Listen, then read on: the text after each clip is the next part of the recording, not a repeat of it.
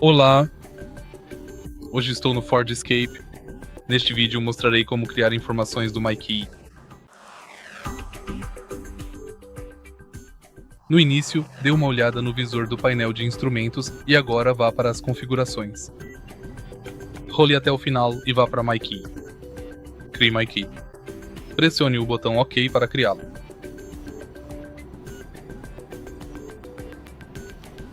Saber. Você pode ajustar o perfil. Você pode habilitar o controle de tração.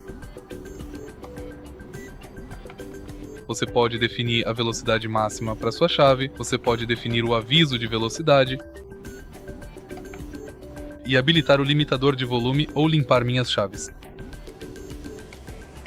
Se você achou este vídeo útil, por favor, deixe um like, comente e se inscreva.